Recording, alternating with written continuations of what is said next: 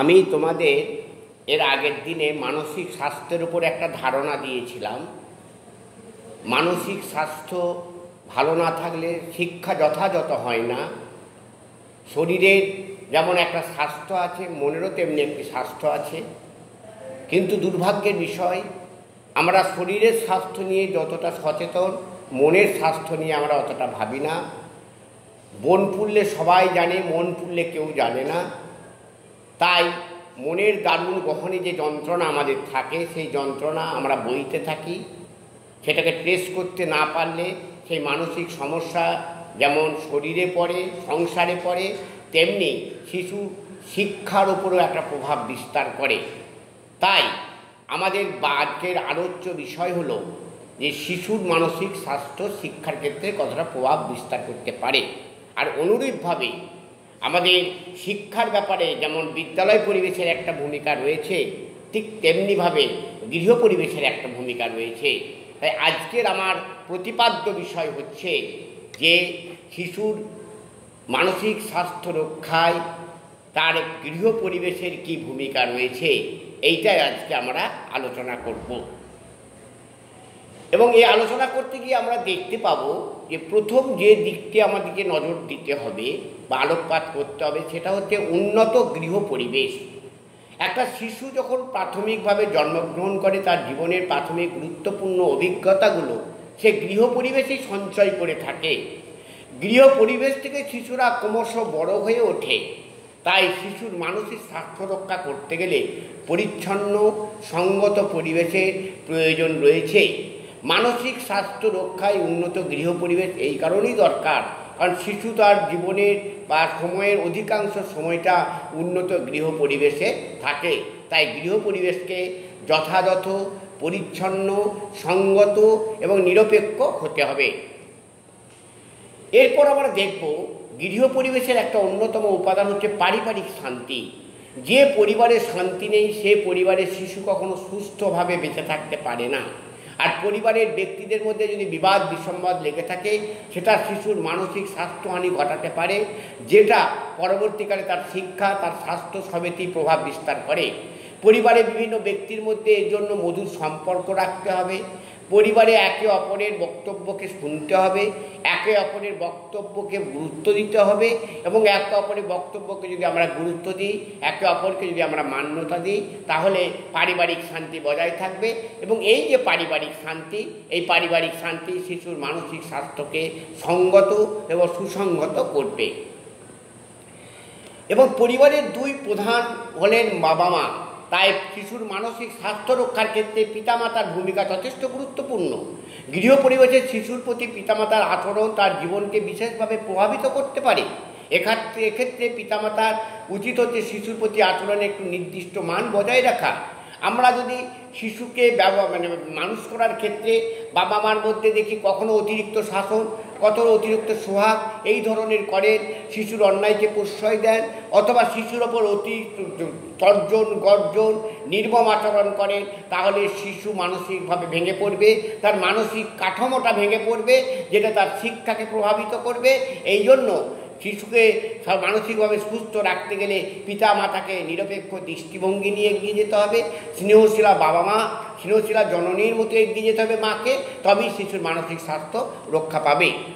Next হচ্ছে যে মৌলিক চাহিদার পরিতৃপ্তি সাধন।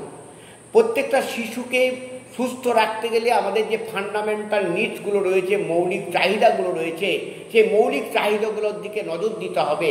মৌলিক চাহিদার মধ্যে যেমন খাদ্য, বাসস্থান এবং ভালো পরিবেশ, ভালো ব্যবহার সমস্তটাই নির্ভর করে মৌলিক চাহিদার পরিতৃপ্তি সাধনের ক্ষেত্রে। আবার ভালোবাসা, নিরাপত্তার চাহিদা মৌলিক চাহিদার অন্যতম। এ ব্যাপারে পিতামাতাকে সচেতন হতে হবে। পিতামাতা যদি ছেলেকে অবহেলা করেন, যদি তাকে গুরুত্ব না দেন, সেক্ষেত্রে যদি তাকে ভালোভাবে মানুষ করার ক্ষেত্রে যত্নবান না হন, তাহলে শিশুর মৌলিক চাহিদা পরিতৃপ্তি সাধন হবে না এবং তার মানসিক স্বাস্থ্য ভেঙে পড়বে। এই জন্য ন্যূনতম যে মৌলিক চাহিদাগুলো শিশুর ক্ষেত্রে পরিতৃপ্তি সাধনের পরিবেশ বাবা মাকে দিতে হবে। পক্ষপাতহীন আচরণ, আমরা সবসময় বলি যে নিরপেক্ষ থাকতে হয়। তো একটা শিশুকে মানুষ করতে গেলে বাবা মা যদি পক্ষপাত দোষে দুষ্ট হন, তাহলে সেই পক্ষপাত দুষ্ট আচরণ শিশুর মানসিক স্বাস্থ্য রক্ষায় ক্ষেত্রে খুব বিরূপ ভূমিকা পালন করবে। তাই শিশুর মানসিক স্বাস্থ্য রক্ষা করতে গেলে পক্ষপাত দুষ্ট আচরণ, শিশুর ক্ষেত্রে পক্ষপাত দুষ্ট নয়, পক্ষপাত শূন্য বা পক্ষপাত নিরপেক্ষ আচরণ করতে হবে। তাই গৃহ পরিবেশে শিশুর মানসিক স্বাস্থ্য রক্ষা করতে হলে পিতামাতাকে সকল সন্তানের প্রতি পক্ষপাতহীন হতে হবে। একজনের প্রতি পক্ষপাতমূলক আচরণ আর একজনের প্রতি পক্ষপাত দুষ্ট আচরণ, এইটা কখনো শিশুর মানসিক কাঠামোকে সুস্থ রাখতে দেবে না। সে মানসিকভাবে ভেঙে পড়বে এবং এর ফলে তার মানসিক স্বাস্থ্যহীনতা ঘটতে পারে। নেক্সট, স্বাধীনতা। স্বাধীনতাহীনতায় কে বাঁচিতে চায়, কে বাঁচিতে চায়? প্রত্যেকেই স্বাধীনভাবে বেঁচে থাকতে চায়। আমরা জানি প্রত্যেকটা শিশু জন্ম থেকে স্বাধীন।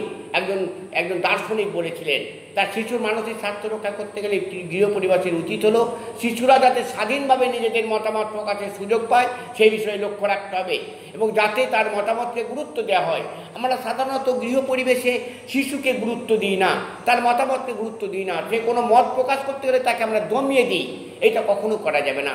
তার খাওয়া পড়ার স্বাধীনতা দিতে হবে, তার চলাফেরার স্বাধীনতা দিতে হবে, তার মতামতকে গুরুত্ব দিতে হবে। তবেই একটা শিশু স্বাধীনতা পেলে, স্বাধীনতা যেমন একদিকে তাকে স্বেচ্ছাচারী করবে না, স্বাধীনতা তাকে শৃঙ্খলিতও করতে পারে। এই জন্য গৃহ পরিবেশে পিতামাতার উচিত হচ্ছে শিশুর মানসিক স্বাস্থ্য রক্ষার জন্য তাকে স্বাধীনভাবে চলাফেরা করতে দেওয়া। যদি স্বাধীনভাবে চলাফেরা করতে না দেওয়া হয় তাহলে তার মানসিক কাঠামোটা ভেঙে পড়বে, মানসিক স্বাস্থ্যহীনতা দেখা দিতে পারে। উন্নত মানসিকতা। আমরা অনেক সময় সংকীর্ণ হয়ে যাই। গৃহ পরিবেশের সদস্যদের মানসিকতা যদি সংকীর্ণ হয় তাহলে তার কুপ্রভাব শিশুর মনে দানা বাঁধে। মনে রাখতে হবে গৃহের সদস্যদের উন্নত মানসিকতা হতে হবে। যেমন একটা ছোট্ট উদাহরণের আলোকে আমরা বোঝাতে পারি। কোনো শিশু, কোনো ভদ্রলোক বাবার মা বা মায়ের সঙ্গে বা বাবার সঙ্গে দেখা করতে এলেন। বাবা শিশুকে বললেন, গিয়ে বলো বাবা বাড়ি নেই। তাহলে সেই শিশুটি দেখলো যে বাবা বাড়ি থেকেও একজন অতিথিকে ফিরিয়ে দিচ্ছেন যে বাবা বাড়ি নেই বলে, তাহলে মিথ্যাচার করা শুরু করছেন, মিথ্যাচার করছেন। এই মিথ্যাচারের প্রবণতা যদি বাবার থেকে শিশু পেতে পারে, এই জন্য উন্নত মানসিকতা, উদারতা, এই সমস্ত বোধগুলোকে শিশু নিজেদের মধ্যে আনতে হবে এবং যেটা শিশুকে প্রভাবিত করবে এবং শিশুর মানসিক স্বাস্থ্য উন্নত হবে এবং যেটা তার জীবনকে, তার শিক্ষাকে সঠিক পথে পরিচালনা করতে পারে। সহানুভূতিশীল আচরণ। আমরা জানি শিশু জন্ম থেকে কিছু শিশু তার বোধবুদ্ধি কম, শিশুরা নিজেদের অজান্তে নানা দোষ ত্রুটি করে ফেলে এবং ফলস্বরূপ তাদের শাস্তি বিধান করা হয়ে থাকে। এবং একটা জিনিস মনে রাখতে হবে, যে অরবিন্দ বলেছেন শিশু দোষ করতে পারে, শিশু দোষ করবে, এটা স্বাভাবিক। তার দোষ ধরিয়ে দিতে হবে, তার ত্রুটি সংশোধনের সুযোগ দিতে হবে। যদি আমরা দোষ ত্রুটি ধরিয়ে না দিয়ে, সংশোধনের সুযোগ না দিয়ে শাস্তি বিধান করা হয়, শিশু মনে হতাশা, ভীতি প্রভৃতি বোধ জাগ্রত হয়, শিশু মনকে তা সন্তুষ্ট করে তোলে, যা কখনোই কাঙ্ক্ষিত নয়। তাই শিশুদের প্রতি আচরণ সবসময় স্নেহসুলভ, সহানুভূতিপূর্ণ এবং সহানুভূতিশীল হতে হবে এবং সেক্ষেত্রে স্নেহশীল হতে হবে বাবা মাকে। তাদের যে কোনো কাজ করার আগে সেই কাজের ফল ভালো বা মন্দ সেই বিষয়ে ভাবতে শেখাতে হবে। মানসিক অবসাদ যাতে তৈরি না হয় সেই দিকে দৃষ্টিপাত করতে হবে এবং তাদের প্রতি যদি সহানুভূতিশীল আচরণ করা হয় তাহলে তাদের নিজেদের আচরণটা মার্জিত হবে এবং তাদের মানসিক সমস্যা থেকে তারা নিজেদেরকে দূরে রাখতে পারবে, মানসিক কাঠামোটা উন্নত হবে, যা তার জীবনকে ভালোভাবে পরিচালনা করতে সাহায্য করবে। এরপর আমরা দেখব পারিবারিক একতা।